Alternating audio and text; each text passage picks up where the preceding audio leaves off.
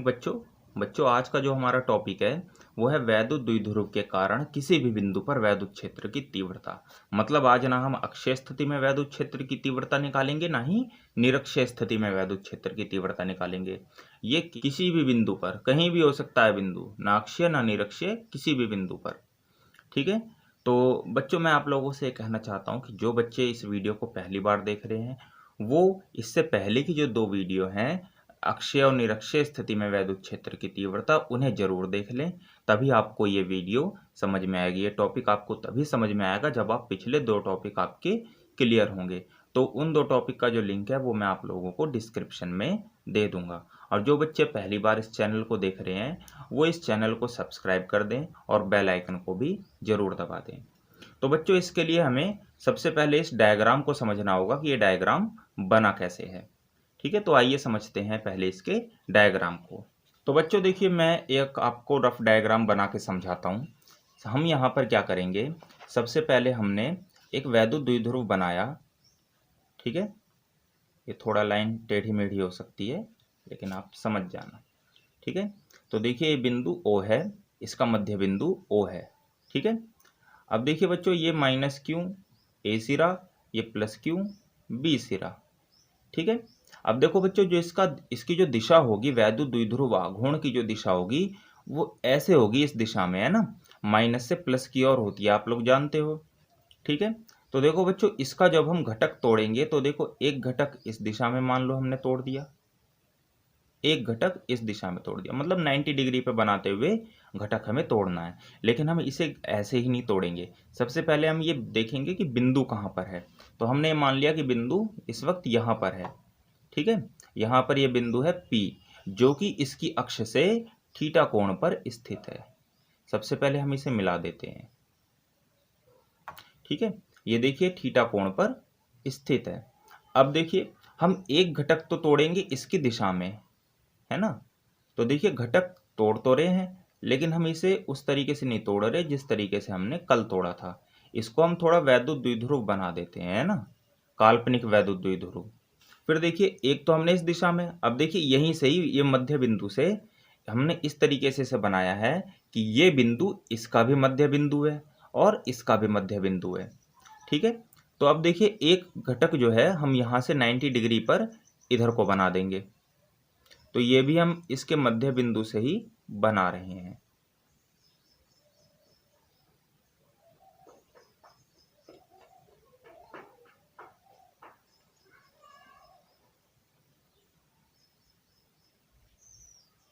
ठीक है, तो बच्चों देखिए इसका नाम P1 रख दीजिए, इसका नाम P2 रख दीजिए, कोई दिक्कत नहीं। लेकिन आप लोग एक चीज ध्यान से समझिए, अगर इसका वैद्युत द्विध्रुव आघूर्ण P है, छोटा p है, तो ये जो होगा जिसके साथ ये थीटा एंगल बन रहा है, इसका नाम क्या हो जाएगा, P cos थीटा। ठीक है, छोटा p cos थीटा। और जो दूसरे वाले का नाम है वो क्या हो जाएगा, P sin थीटा। ये बात हमने आप लोगों को कल बताई थी। देखो बच्चों हमने इसे इस तरीके से तोड़ा है कि जो इस वैद्युत द्विध्रुव आघूर्ण की दिशा है वो इस तरफ है। देखिए जब इस तरफ है तो जाहिर सी बात है यहाँ माइनस क्यों आवेश होगा, यहाँ प्लस क्यों आवेश होगा, और इसकी दिशा इधर है भाई, तभी तो ये जो सदिश है इन दोनों के बीच में आ रहा है। भाई इसकी दिशा अगर इस साइड है तो यहाँ पर प्लस क्यों आवेश रहेगा और यहाँ पर माइनस क्यों आवेश रहेगा। आप लोग इनके नाम भी दे दीजिए, ये ए डैश, ये बी डैश, और इसे ए डबल डैश, इसे बी डबल डैश। ठीक है, इस बिंदु को बी डबल डैश, इसको ए डबल डैश, इसको ए डैश, इसको बी डैश। चाहो तो आप नाम चेंज भी कर सकते हो, यहाँ डैश रख दो और यहाँ डबल डैश रख दो। ठीक है, अब बच्चों देखिए ये जो बिंदु P है ये इस घटक की तो अक्षीय स्थिति में है और इस घटक की निरक्षीय स्थिति में है। तो देखिए बच्चों हम क्या करेंगे, इसके कारण जो वैद्युत क्षेत्र है वो, उसकी दिशा देखिए, आप लोग जब निरक्षीय स्थिति वाली वीडियो को देख लेंगे या जिन्होंने वीडियो देख ली है तो उन्हें अच्छे से समझ में आ जाएगा कि जो निरक्षीय स्थिति में जो परिणामी वैद्युत क्षेत्र की तीव्रता थी वो माइनस क्यू की दिशा में थी और इसके पैरेलल थी, यानी कि कुछ ऐसे थी। ठीक है, और जो अक्षीय स्थिति में परिणामी वैद्युत क्षेत्र की तीव्रता थी वो इस तरफ थी, भाई इस तरफ ये इसी तरफ तो ज़्यादा था, इस तरफ की वैल्यू ज़्यादा थी, इस तरफ की वैल्यू कम थी, तो हमने इस ज़्यादा में से कम को घटाया था, तो परिणामी इसी तरफ तो आएगा। तो देखिए इसे मान लिया हमने E1, इसे मान लिया हमने E2। कैसे भी मान सकते हो, इसे इधर मान लो, इसे इधर मान लो, कैसे भी मान सकते हो। अब देखो बच्चों, हम यहाँ सदिश योग का नियम लगाएंगे। सदिश योग के नियम के अनुसार क्या करेंगे, सबसे पहले इसके पैरेलल लाइन खींचेंगे यहाँ से। तो ये हमने अंदाजे से इसके पैरेलल लाइन खींची, समांतर लाइन खींच दी। अब इसके पैरेलल लाइन खींचेंगे ऐसे, तो देखिए ये हमने इसके पैरेलल लाइन खींच दी। ठीक है, तो ये दोनों काल्पनिक सदिश बन गए। अब इन दोनों को मिला देंगे। ठीक है, और ये हो गया परिणामी सदिश ई। ठीक है, अब बच्चों देखिए हम इसको सदिश योग के नियम के अनुसार ही जोड़ेंगे, क्योंकि देखिए यहाँ पर अभी कुछ ना कुछ एंगल बन रहा है, ये एंगल हमें नहीं पता क्या है। ठीक है, तो हम इसे सदिश योग के नियम के अनुसार ही जोड़ेंगे। तो आशा करता हूँ आप लोगों को ये डायग्राम समझ में आ गया होगा। एक बार जो है हम इसे शॉर्ट में डायग्राम को समझ लेते हैं। ठीक है, देखिए ये वैद्युत द्विध्रुव है, इसकी दिशा ए से बी की ओर है, यानी कि -q से +q की ओर दिशा है। हमने इसके मध्य बिंदु O से इसकी दिशा को, इसको जो है घटकों में तोड़ दिया, 2 घटकों में तोड़ दिया। इसे P1 नाम दे दिया, इसे P2 नाम दे दिया। इस P1 का नाम है P cos थीटा, चूंकि ये जो घटक है ये इस सदिश के साथ थीटा कोण पर है, और जो ये दूसरे वाला जो घटक है इसका नाम हमने P sin थीटा रख दिया। जिस बिंदु पर हमें वैद्युत क्षेत्र निकालना है वो बिंदु जो है वो इस P1 यानी कि P cos थीटा के अक्षीय स्थिति में है, और ये इसकी निरक्षीय स्थिति में है, निरक्षीय स्थिति पर है। तो निरक्षीय स्थिति में परिणामी वैद्युत क्षेत्र इस दिशा में था, अक्षीय स्थिति में परिणामी वैद्युत क्षेत्र इस दिशा में था। इन दोनों को हमने सदिश योग के नियम के अनुसार जोड़ा तो वो ई आया। तो बच्चों आशा करता हूँ आप लोगों को ये जो है डायग्राम इसका बढ़िया से समझ में आ गया होगा। तो चलिए बढ़ते हैं अब इसकी डेरिवेशन की ओर, और पहले ये जानते हैं कि इसकी थ्योरी में हम क्या लिखेंगे। देखिए बच्चों, अब हम इसकी थ्योरी को पढ़ेंगे। थ्योरी में हमने वही चीज़ लिखी है जो हमने आप लोगों को डायग्राम में समझाया है। माना ए बी कोई वैद्युत द्विध्रुव है जिसके आवेश -q और +q है तथा इसकी लंबाई 2l है।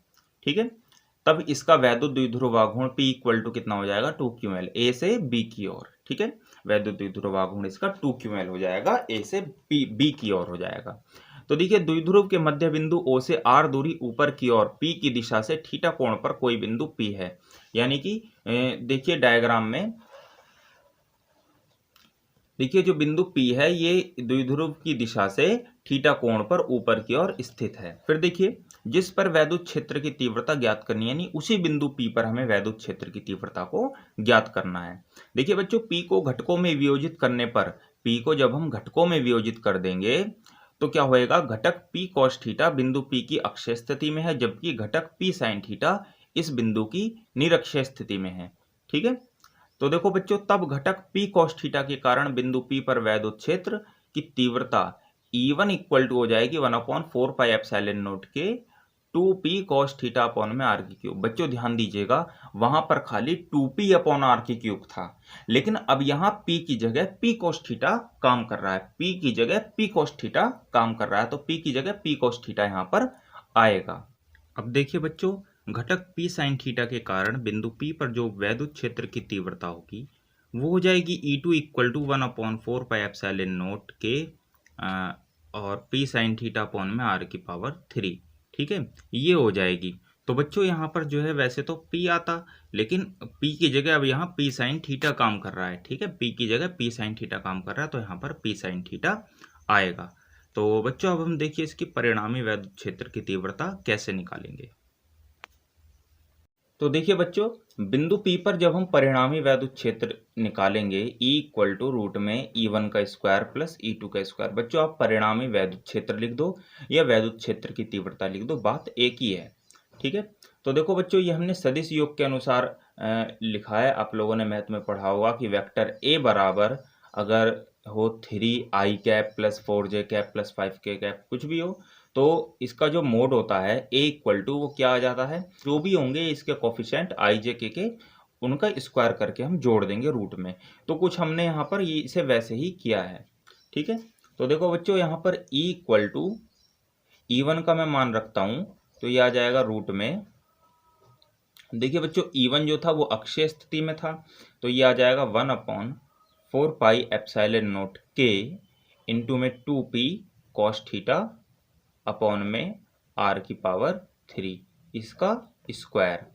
ठीक है, ये E1 का स्क्वायर। ठीक ऐसे ही बच्चों ये देखिए E2 का जो है, E2 का मान ये है p साइन थीटा अपॉन में r⁻³ कांस्टेंट तो यही रहेगा ही रहेगा 1/4 पाई एप्सिलॉन नॉट के इंटू में p साइन थीटा अपॉन में r⁻³ इस पूरे का स्क्वायर।